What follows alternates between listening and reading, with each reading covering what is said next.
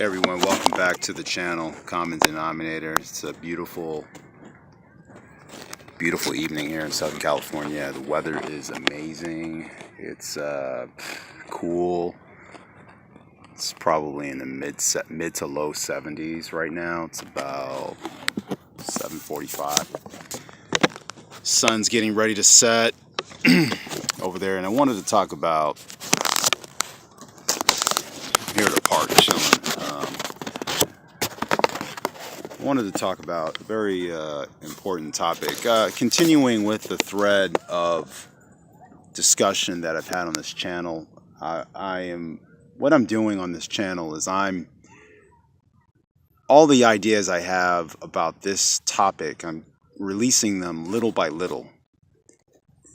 I'm just kind of talking about everything so that people can see the big picture.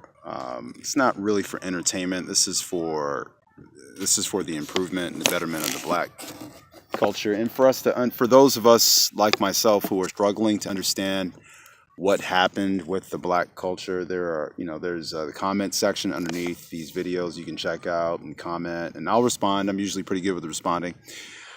If you're rude, I'm not going to respond. I'll probably just block you, depending on how rude you are. But this topic, Black America and its weird relationship with white entertainment. There's an unwritten rule. Most of the rules in black society are not written down, so it kind of goes without saying. But there's a rule that states black people are not supposed to enjoy white entertainment. To enjoy white entertainment is to sell out. And what's understood by white entertainment is primarily music. We're not supposed to enjoy white American music. If you're Black American, if you're raised in America, and you understand what I'm talking about, we're not supposed to enjoy it. We're supposed to only enjoy our music, African American music, jazz, R&B, blues, rap, techno. Techno was African American music, okay? For those of you who didn't know. And whatever variants of black music out there that might be out there, we are only supposed to enjoy that.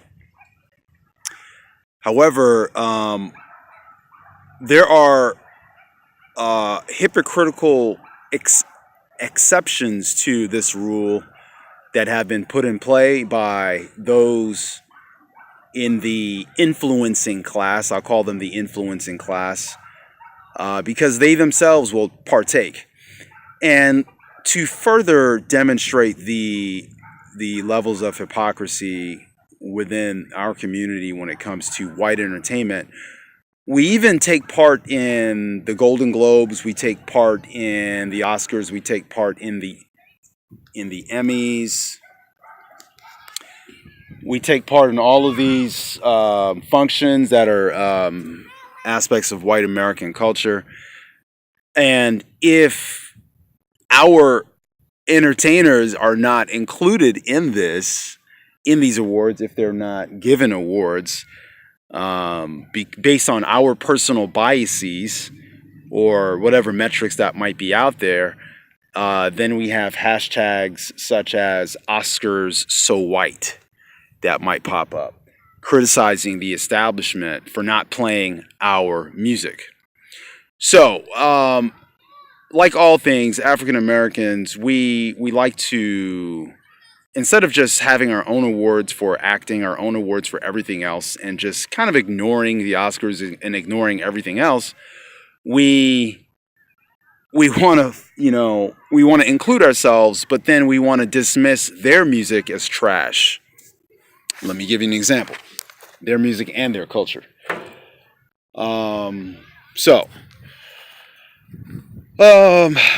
Rock music, soft rock, whatever else kind of white music that's out there, you name it. Black people will typically not admit that they listen to it because it is somehow deemed to be unblack, not black enough. Okay. Um,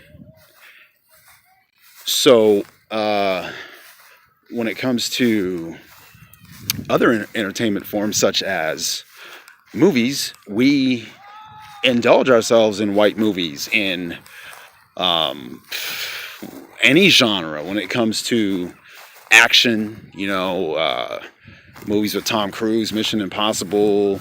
When it comes to Pulp Fiction, we'll indulge ourselves in all of these movies unapologetically so. However, this is quintessential white culture. Okay, these movies are white culture. These are expressions of white culture, white American culture.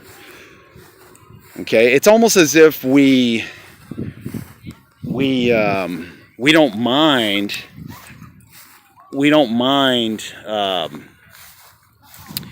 indulging ourselves in that aspect of culture, but for some reason we can't go all the way and include their music, or at least all of it. Some of us will admit to listening to classical music, but that's about as white entertainment. That's about enough white culture for most of us to admit to.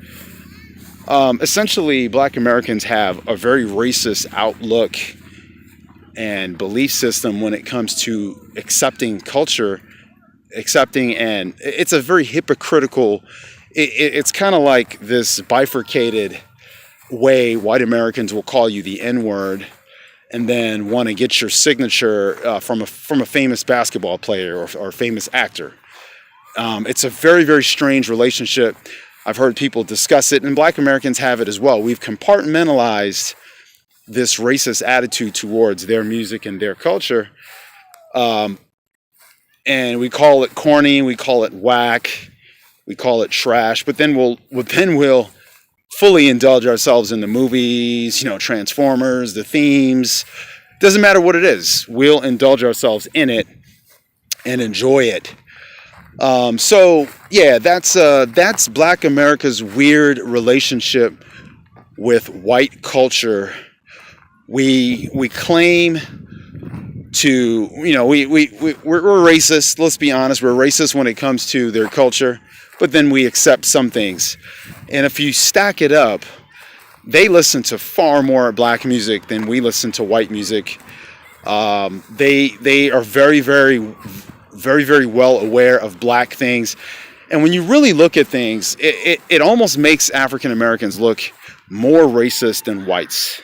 When you really look at the nitty gritty and you get down to it, it makes us look more racist than whites. They listen to more of our music and they admit to it.